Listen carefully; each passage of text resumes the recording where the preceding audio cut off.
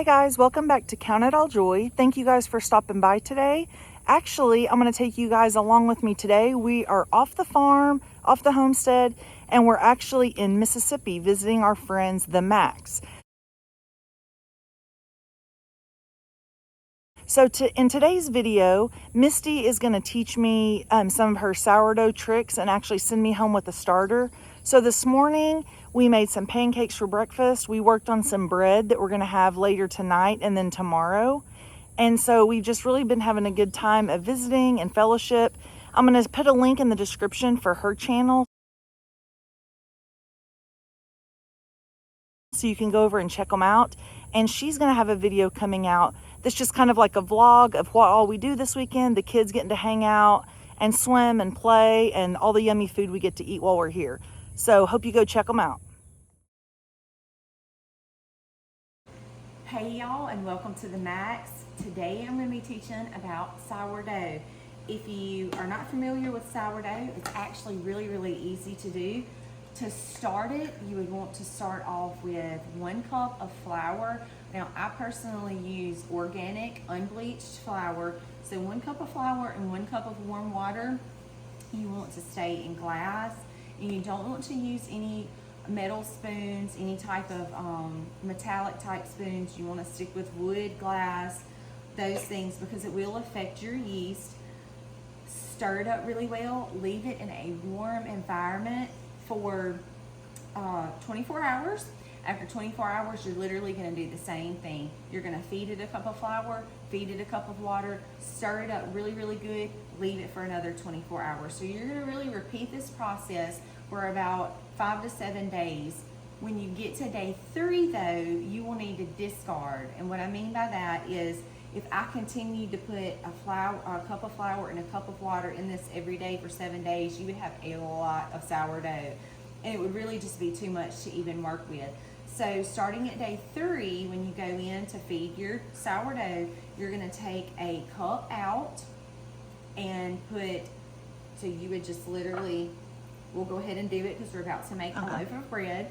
So you would literally just come in your sourdough, you would take a cup out. You know, when you're working on building it up, you would just discard that and just kind of throw that away because it's not ready yet. So the discard now we can use because this is one you've been working on for a long time. Okay. That's right.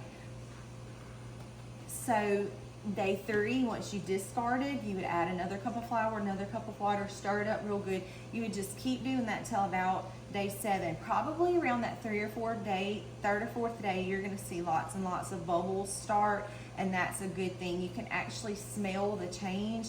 And what the flour and the water does is it actually naturally catches yeast from your environment, and it gets trapped in this mixture, and the yeast will feed off of the water and the flour and start growing.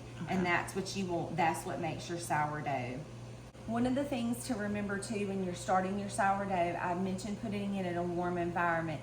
If it's fall and winter, naturally when it's cold outside, it is a little bit harder to kind of kick this thing off. So really, in my opinion, the best time to do sourdough, I'm not saying that you won't have success with it, but really the best time to do sourdough is when you're making your starter from fresh. You don't have a starter. Is spring, and especially the summer, because it's naturally a little bit warmer, and your sourdough is just going to kind of kick off a little bit better when it's warmer. So I would suggest, if you were going to start, to maybe increase your chances of success, because it can mold if the yeast doesn't capture quick enough and start breaking down some of that flour, that it can actually mold.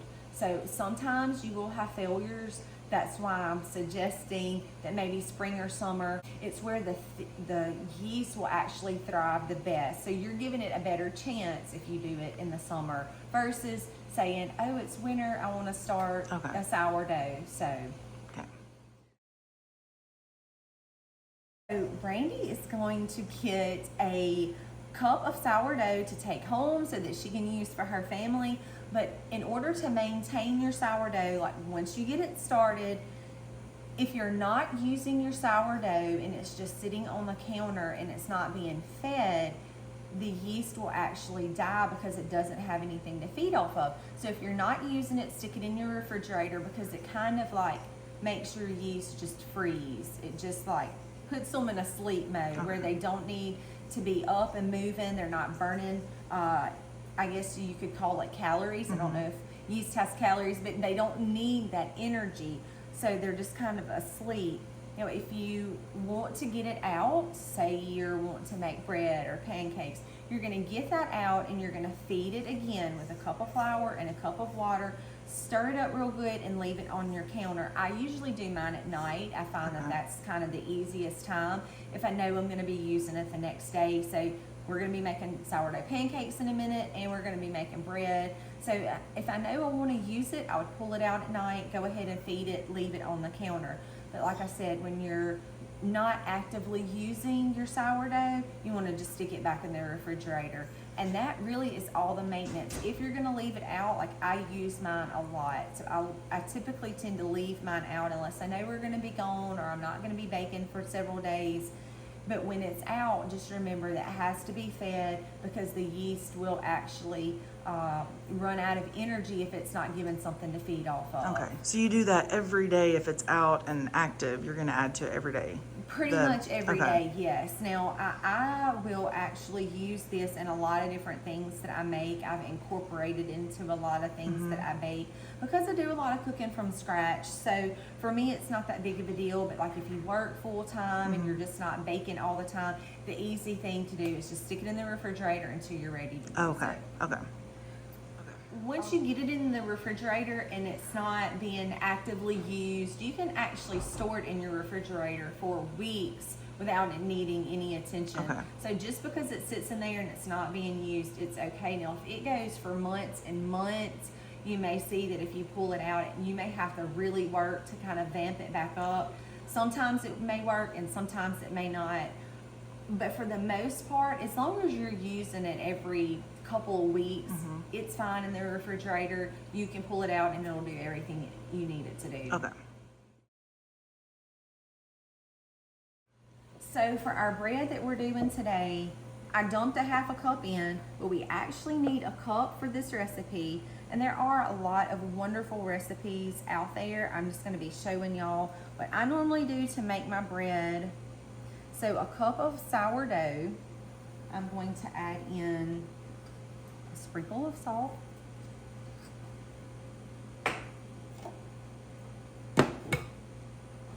now this recipe calls for 6 cups of flour,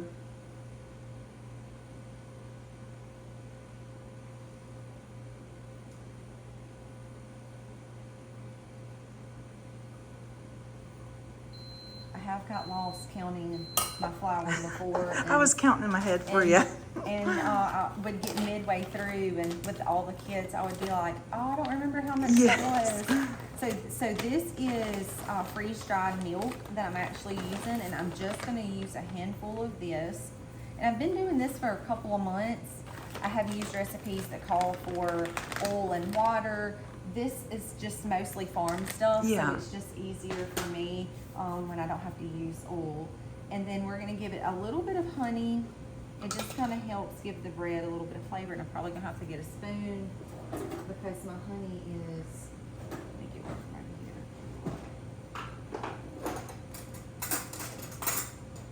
My honey is Like thickening it up on you. Yeah, it crystallizes, which is fine with me when it comes to cooking, because, you know, it makes it a little bit easier when I'm making stuff. Yeah. So we're going to give it a little bit of honey.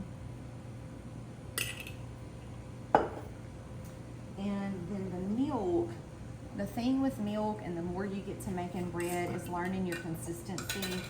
You know, if you use a recipe, sometimes it'll say like a half a cup or to a cup, and that's just trying to get that consistency. And, you know, there are recipes, I've just been doing it for so long, I just kind of, you know, I know what that feel I'm looking for. So once you're getting this all mixed together, you might be like, oh, I need a little more milk, or would you even add a little more flour if you kind of put too much milk, or okay. Yeah. Typically, I try to start out on the lower end and just. So then you're just adding milk if you need to. Yeah. Have you ever kneaded bread before? No. No. I'm gonna show you what to do, and it'll make it a little bit easier. Okay. And then I'm gonna actually let you come knead the bread. Okay.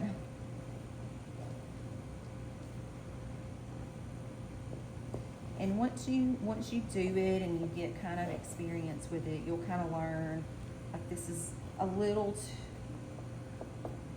too dry, so I'm Okay. just a little bit more. But obviously, you don't want it to be too wet because then it gets really hard to work with. Yeah.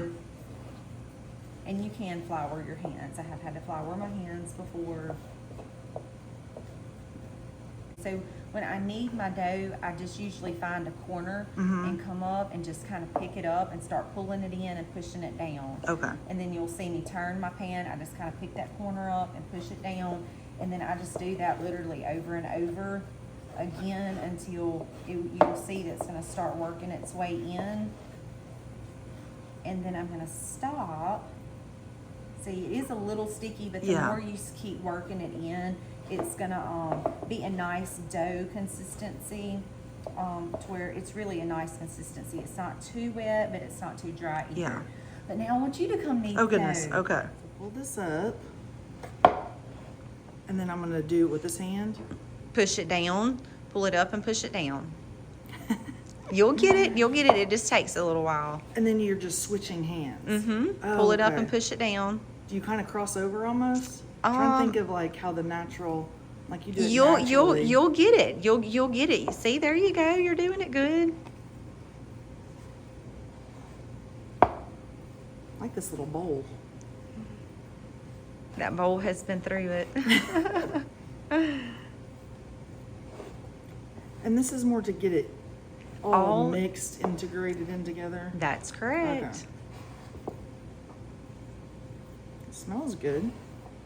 You're doing a great job. Okay. I'm like, I don't know if I am or not, but. Yep. And whenever you think it's all good together, we will cover it up and stick it in a warm place, and it's going to rise. So it's fine if it's a little sticky because it feels like I feel like it's together. You're good. It looks good. That's where I would stop. Okay. And we're just going to cover it up and stick it in a warm place because it'll have to rise for about 4 or 5 hours. Okay. We're going to go ahead and make our sourdough pancakes. Let me grab my towel. We're going to go ahead and make those up. And I'm using kind of an altered version of Lisa over at farmhouseonboone.com. If y'all have not checked out her website, a lot of things sourdough brandy comes from Lisa's blog over on her website. She does a great job with all things sourdough. So she does a really great job of laying out recipes. My recipe basically come from hers. I just use a couple of things different, but we're gonna start out now this morning. Since we have a couple of extra people, I'm gonna be very generous with my sourdough. Use probably that's probably a little more than a cup. We're gonna put a little bit more in there. Now, one of the things I will want to do is refill this. I'm gonna refeed it, and you see I've got some yeast and stuff still down in there. So I'm gonna add a cup of flour and a cup of water before we get done, and we will, I'll still have some sourdough. Okay. I need to stick this in. Lady, get back outside. Now I'm going to put a couple of eggs over in here. The real beauty of this thing with sourdough and the pancakes is when I put the baking soda in there, it kind of makes them almost like light and frothy. Oh, okay. And they're super thin, and oh, they are just absolutely delicious. So this is kind of the bulk of what holds it all together. I'm gonna stop there. Then we're gonna add a touch of salt to give it some flavor. I'm also gonna add some honey in, make them a little sweet. My crystallized honey. You said it probably does make it easier to scoop out though. It does, it does. It's not quite as messy as pouring, and it drips everywhere. Okay, now I'm gonna put a touch of almond flavor in mine, just a little bit. And then I'm gonna give it a touch of vanilla. And the thing you wanna remember with when you're cooking sourdough pancakes is your skillet needs to be really, really, really hot. Also, you don't want to do you want to stick with glass or wood. I wouldn't want to use this over in there because the yeast just reacts with those things different. Then I'm going to put a touch of baking soda in there. And we're going to get stirring, and you're going to see how it kind of goes from that liquidy to that. We're going to get light and fluffy here in just a minute.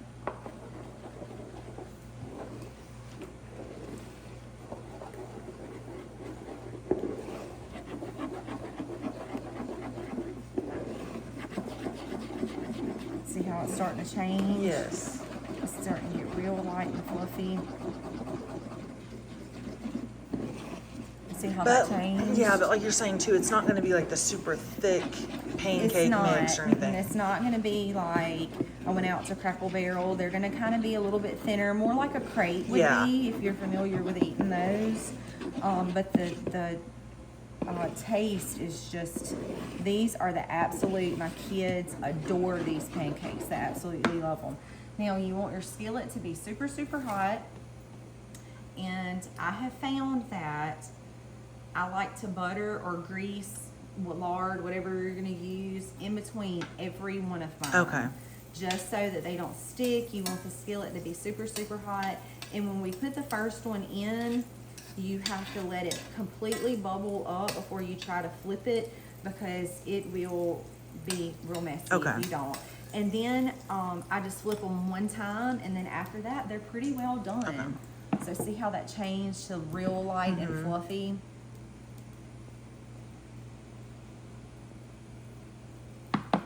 So I'll let that cook, and it will start bubbling up here in just a minute. And when it gets real nice and bubbly, then we're gonna flip it, and then we'll take it up. Okay. So I guess you have to be kind of patient with these and not... You do, and that's one of the reasons why I miss my big grill so much that broke, because I could do multiple ones at a time. So it really kind of cut my time in half, but that's okay. If you have something like that, that really is the best way to cook them. But when they start getting your nice, pretty air bubbles in, I like to use a thinner spatula because it's just easier to get under them. You're gonna flip them. Oh yeah, perfect. And they are delicious. Yeah. So I don't try to flip mine back and forth. I'm gonna let them cook. I'm gonna let it cook on this side, and then we'll take it up, and then I'll just go on with the next one. I'll add a little bit more butter, and then we'll go on with the next one until we get them all cooked. Then we're going to do some pork and sausage from off the farm. We have milk from the farm, and we have eggs from the farm. So almost everything is going to be off the farm that's awesome. this morning. My kids are going to be excited. So see how it's done. So we're going to go ahead and take it up. Yum.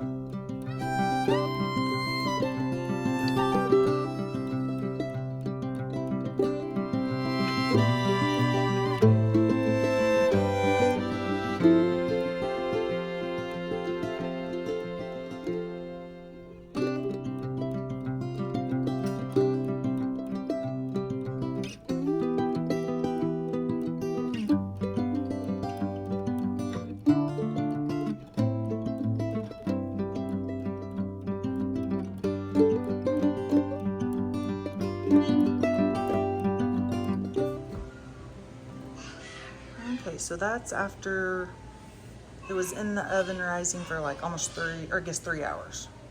Okay.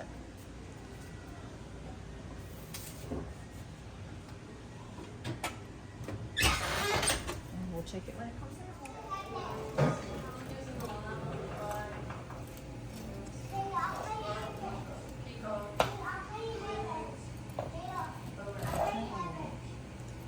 Looks good. Okay guys, like at the beginning of the video, I was telling you we're here at the Max house in Mississippi, and you got to see me tag along with Misty doing a sourdough from like a starter to the maintenance, making pancakes and then bread. So I was gonna let Misty tell you guys a little bit about her channel if you haven't watched it before. Well, Brady's going to do a wonderful job. She's going to go home and do all these things. But yeah, I'm Misty from the Max Life, and we do a lot of cooking from scratch here. I have a large family, so I'm in the kitchen a lot. And I've actually been doing this for a really long time. It's something that I have a passion for, and I love to share it. So I'm so thrilled to have this wonderful family here and be able to share and invest into them, because now you'll be able to take this skill and you'll be able to take it home, and you'll be able to use this skill for the benefit of your family. So it's really been a blessing to have y'all here and to share this, and hope you guys enjoyed the video that we made together. It was really fun spending time in the kitchen. And then also in the description below, I'm gonna leave a link over to the Max Life. She's gonna have like a vlog, right? Of all the fun stuff that we've got to do. So hope to see you guys next time. Thanks, and see you later. Bye.